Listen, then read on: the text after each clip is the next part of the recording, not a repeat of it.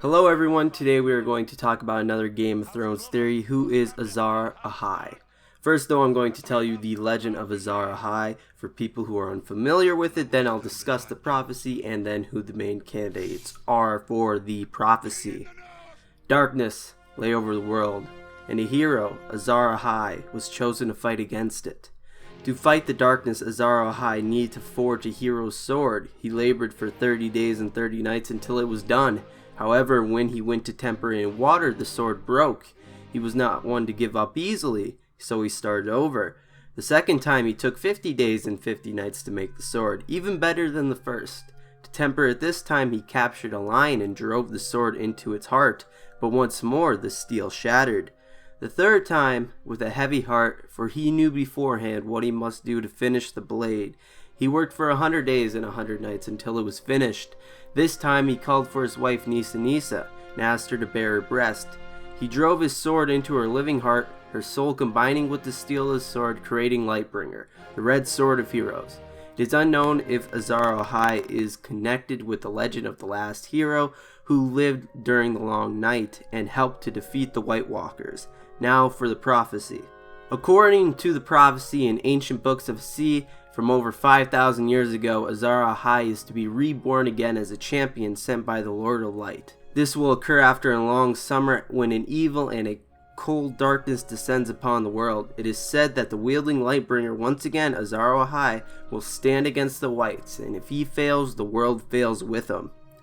There will come a day, after a long summer, when the star bleeds and a cold breath of darkness falls heavy on the world. In this dread hour, a warrior shall draw from a fire a burning sword, and that sword shall be Lightbringer, the red sword of heroes, and he who clasps it shall be Azor Ahai, come again, and the darkness shall flee before him. Now there's also another prophecy connected to Azor Ahai prophecy, known as the Prince that was promised. The Prince that was promised is a prophesied leader or savior. The prince may be part of an ancient prophecy, a prophecy that foretells of a coming hero to deliver the world from darkness. A bleeding star is supposed to be the herald of the coming prince. The prince is also said to have a song of ice and fire. The signs of the coming prince are the birth of a prince, but in High Valyrian, gender is neutral, so it could be a princess instead. Another sign is having the blood of the dragon, born amidst salt and smoke, born beneath a bleeding star, and the return of dragons.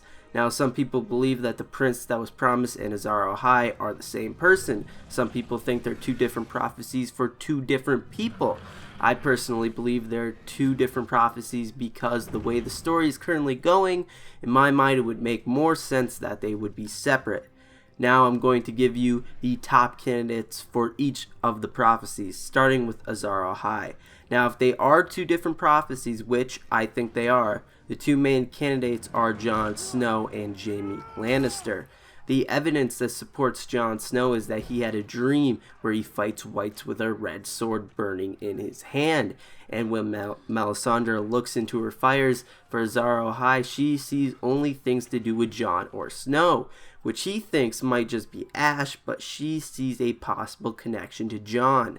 Jon chose his duty to the Night's Watch over his love for Ygritte. He indirectly caused her death by warning Castle Black of the incoming wildling raid, similar to Azor Ahai sacrificing Nisa to complete Lightbringer. Also, at the end of Season 6, we find out the parentage of Jon Snow. Lyanna Stark whispers something to Ned, as shown here.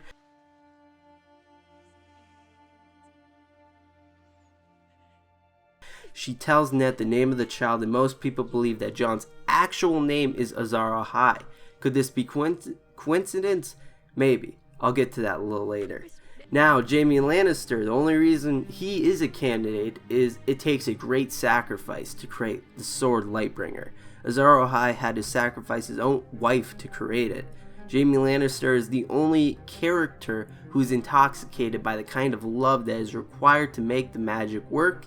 And the way the story is heading, it seems like he's most likely going to have to kill Cersei the way he killed the Mad King all those years ago. Now for the Prince that was promised prophecy. The two main candidates are Daenerys Targaryen and Jon Snow. The evidence that supports Daenerys is that the prophecy was originally made using Valyrian words for dragons, who are neither male or female, meaning that the prince that was promised may not necessarily be a man.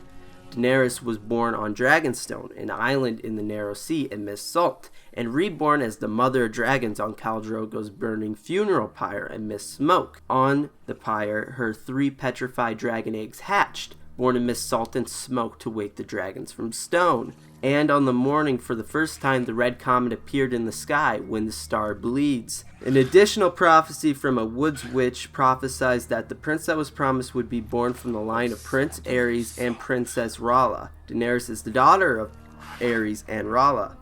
Now for Jon Snow, if having the blood of the dragon is a prerequisite, Jon would satisfy that prerequisite since his father is Rhaegar. He would also be the grandson of Aerys and Rhaella, and thus come from their line. In Season 6, Episode 10, not only was the R plus L equals J theory confirmed, but also that Jon was born under a bleeding star that enters the tower with a bloody dawn, the ancestral sword of House Dane, which was forged from a fallen star, therefore being born under a bleeding star.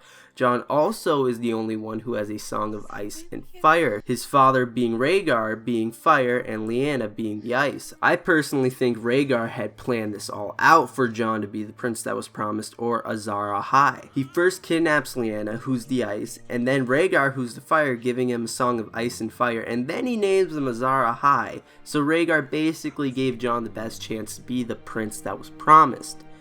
I personally, though, think Daenerys is the prince or princess that was promised, because if you look at the signs for the coming prince or princess, Daenerys matches each one except for the Song of Ice and Fire. And for Azor Ahai, I think it's Jon Snow. I really don't have a reason why. I just have a feeling. So who do you think is Azor Ahai and the prince that was promised? Is it 2 people or is it just one hero? Leave it down in the comments below and have an awesome day.